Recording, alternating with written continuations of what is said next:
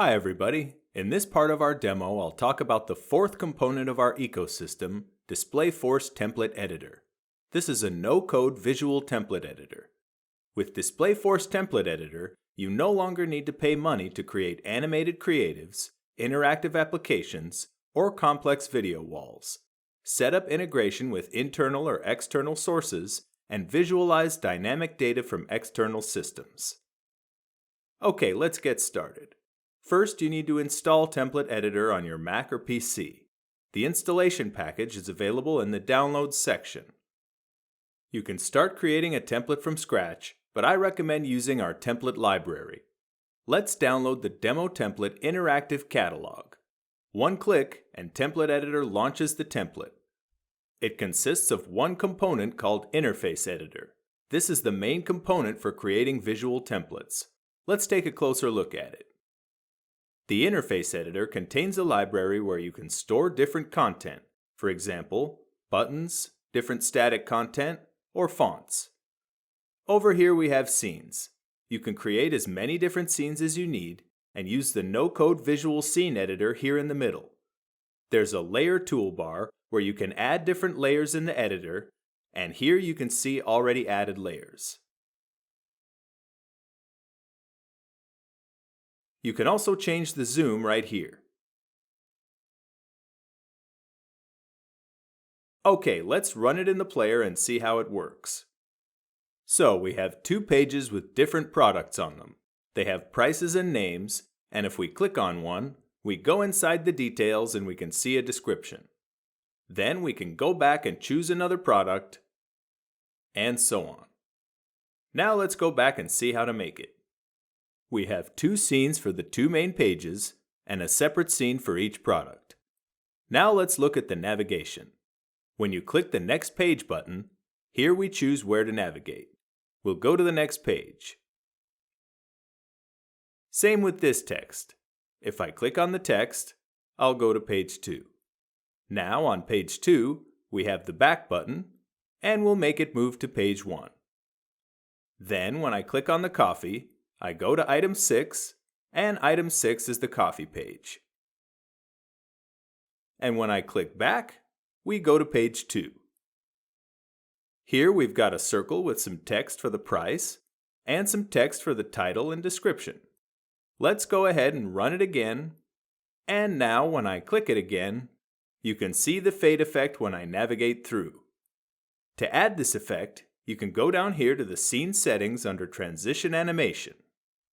Right now it's set to fade, but you can also choose different options. For example, let's choose From Top, and now let's run it again. And now when I navigate here, we can see the animation has changed. But you see the other animations are still the same, so you can use different animations for different products. If you like, you can change the text in the description, or in the title. You can see that it's auto-sized with this checkbox right here. And of course, you can change the price if you want. Let's go to the first page and add some integrations with external systems. For example, I want to get the name of this product from some data source. Here I can choose different data sources, and let's choose XML. And here in the URL field, I need to add some URL to my system. It can be a local file, or a network file, or something located on the web. For example, I have this file goods.xml, and I need its path. We can open it in the browser, and copy the path from up here, and paste it here. Now when I click Parse, I can see the contents of the file. Let's get the product name from this XML, and OK. Then we'll update it whenever the component is opened. Now let's do the same with our price. We'll choose the source as XML, and get the price.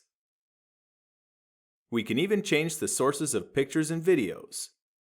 We'll do the same procedure,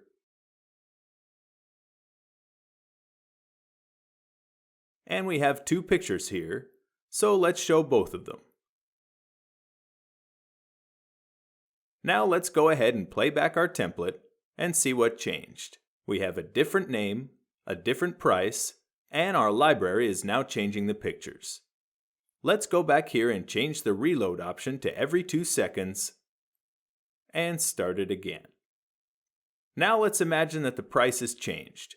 I'll do that here in the XML file, then save it, and you can see that the price has changed dynamically right there on our price label. I can also change the pictures and change the name, and there we go. Everything changes on the fly. If you want to draw your customer's attention, you can add some cute animation effects to your template. Let's add some shadow.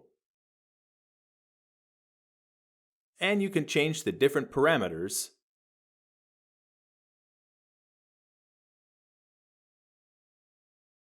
Even change the color. And let's add some animation like shake. We'll make it every 2 seconds and make the offset, for example, 25 pixels. Also, we can add some animation like fade in, and we'll make it after 1 second for half a second. Okay, let's play it.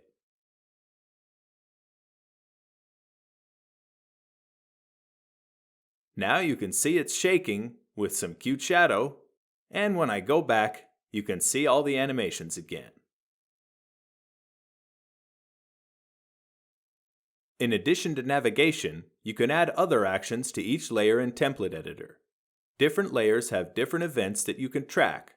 For example, for this layer, we have a number of events: on click, on pointer move, and in the beginning of the show. And for this one, we have some more, such as on empty playlist and on one element played for a media gallery. Also, for scenes, we have a large number of actions. Let's add navigation buttons for this media gallery and see how we can add different actions for different events. Let's add some buttons. This rectangle is a back button, and we'll paste it on the scene and move it here, and then choose this one for forward navigation, and there it is. This time we're not going to use these quick actions. We're going to choose an action over here on click and choose Media Gallery Action. Let's choose Container Item 1 and give it the action Next. And for this button, we can add on click, Media Gallery Action. Let's choose Media Gallery Item 1 and Action Previous. Now we can save and launch our template. And here now we have 2 buttons that we can click for forward and for backward. Okay, now let's upload our template to the platform to use in our campaigns. Let's save and close our template, and now it'll be at the top of the latest templates. We'll right-click on it and upload to cloud. Let's go ahead and upload. And here you can see the template uploaded to the cloud. If I try to upload it again, it will say it's already uploaded to the server. So let's go to our templates, click My Templates, and here I can see my interactive catalog. If I go into it, I can see different versions of this template, the date when it was uploaded, who uploaded it, and who approved it, the approval date, and you have different actions. I can disable this template, I can approve it, I can use it, and I can preview it on a device. This is the previous version of the template. And now we'll see the latest version. And here it is with the media buttons. I like it, so I'm going to use it. Let's give this campaign a name up here. And since I enabled the ability to choose pictures from a CMS here, I can add additional content from my storage or from a device. Here I can see all the pages that have the ability to add content from a CMS, and here I can choose versions of my template. The previous version had no ability to add content from a CMS, but my latest version does.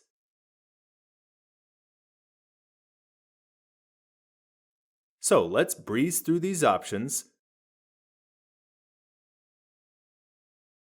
And now I can choose my device. And now I can launch my template. Now I can see the picture, and I can navigate through my XML source from the CMS. Now let's create a new template from scratch. Let's click Create New Template, and we'll give it a name. And here we've got an empty template. Let's go to the template settings and give it a title.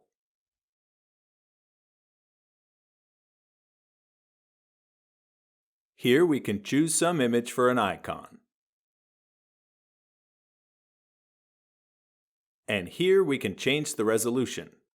For example, some screens have a resolution of 1000 by 1000 pixels. Alright, let's click OK. Now we can add a component up here. We've already seen the interface editor, and Media Gallery and Web Frame won't be appearing in future versions, so we don't need to bother with them. Sound Panel is used for sound templates, and Application Container allows you to create some different actions with different applications. So let's create an interface editor component. You can see that our screen size is the same as the resolution that we gave to our template. Now we need to add some layers here. We can add them directly from the Layers toolbar. It can be an empty layer, media layer, TV tuner, camera, streaming, sequence, external ads from SSP, or generate a QR code. We can also add a button, web frame, media gallery widget, text input, and pop-up widget.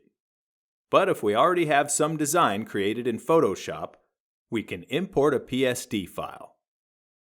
Let's import the texts as layers, and we can see the preview right here, and let's go ahead and import. All your layers from the PSD file will be added to the template. Here we have a text layer where we can add some text and choose different fonts.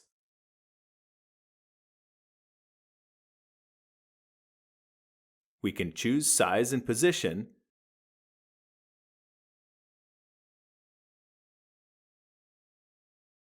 And even add some animation. Let's save it. And here we can see how it works. Now let's add some trigger-based action to this template. For example, say we want this interface to be played in the morning and another one in the evening.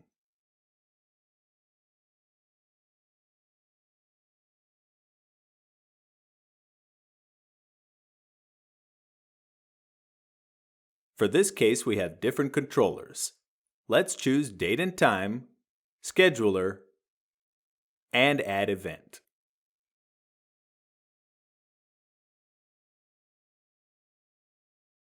And let's call this event Morning. It begins right now, and it will end in 10 years.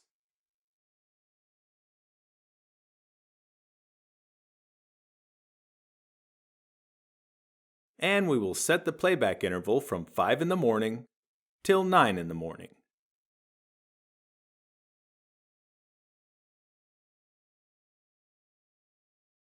Frequency every minute. And when this interval is active, we need to go to the morning. Now let's copy this and name it evening and change the interval from 9 a.m. to 2200 hours or 10 p.m.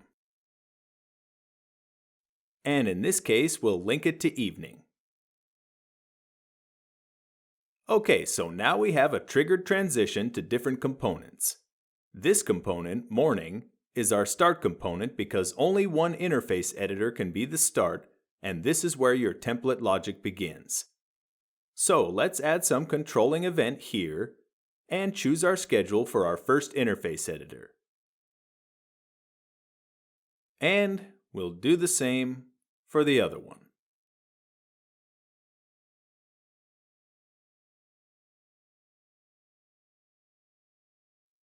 Let's run it and see what happens. Now we see good evening because it's evening time. Let's change the date and time on my computer.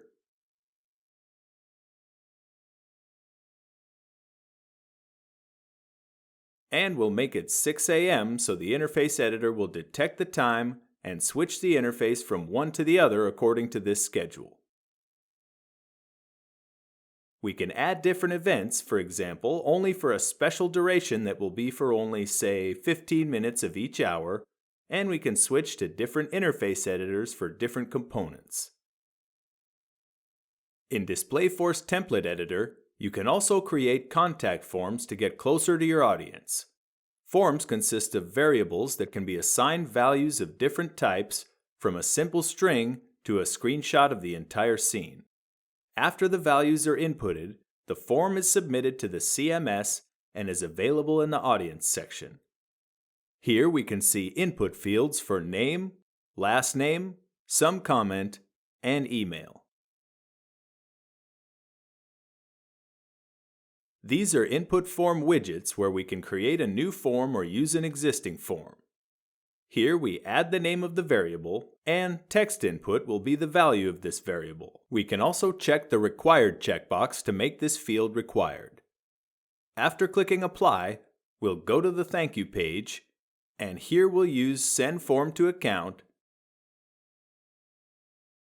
And don't forget to clear the form for the next time. After 5 seconds, we'll go back to the main page. Okay, let's check out how it works. I'll just fill in these fields.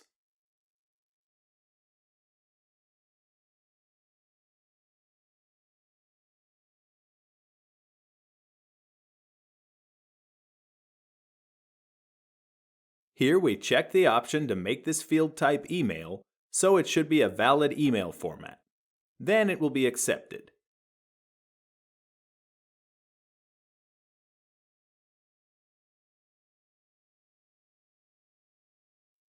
Okay, that's it. So let's go to the CMS and go over here to the stats. Here in the Forms section, we already have 2 pieces of feedback. If I go over here to Filter and select a custom range, I can enter the latest date and see my new feedback. The device name is here, along with time, date, and our variables. Comment, email, last name, and name are filled in. So here we can see what customers have to say about us and what feedback they want to give us. Also, we can send a report, and we'll get these forms in our email as an XLS file. Back here in the field type, we can also have phone numbers, web URLs, number, or text. Also, you can add different actions that will set the variable value to the form, which is here.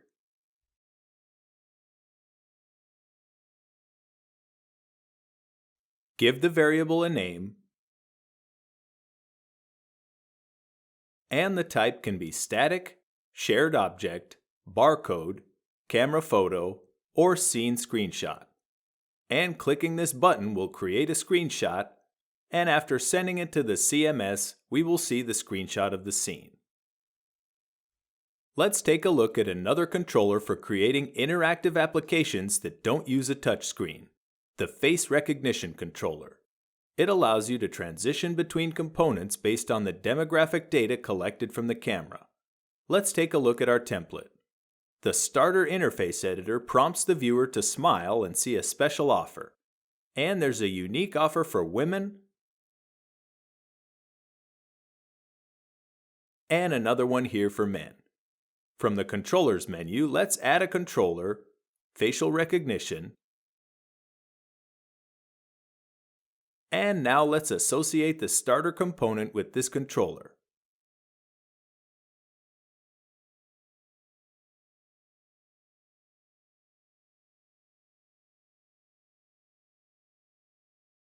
Okay, that's it. Now let's set it up. We'll add 2 events, one for male, and set smiling age is not important, and let's link it up to the Mail Interface Editor.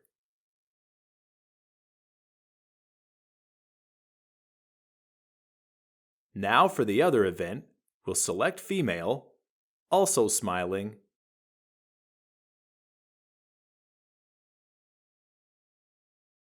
and we'll link it to the female offer. Okay, let's play back. Now here we can see that I'm not smiling and I'm not getting an offer. And now I'll smile, and here we get the offer. Let's try the same for female. Yep, it worked. And be sure that in your player settings, non-personalized recognition of facial attributes are set to these positions: demographics on and emotions on. Now let's look at another type of trigger that can switch between these two components. Let's go to the starter and add an action on XML RSS changed.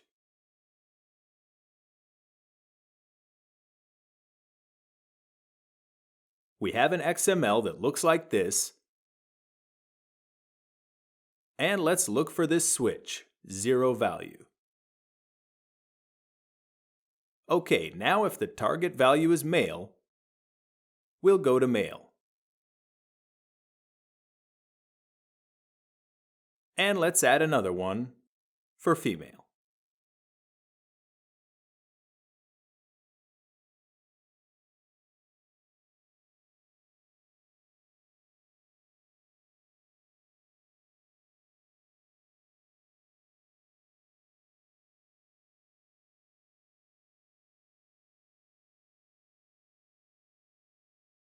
Okay, let's open our XML file in an editor, and now we'll go to playback.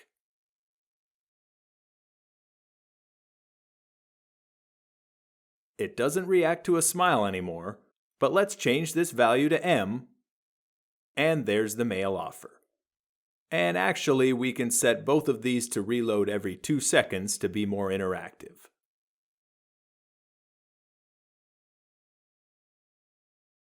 And now when we change the value to F, there's our offer for shoes. And we can also connect our interface editor to different sensors that provide XML or JSON data based on which we can switch to different scenes. And that's it for the interface editor. Clearly, I only barely touched the surface, but I hope this little demo gave you an idea of just how powerful it is.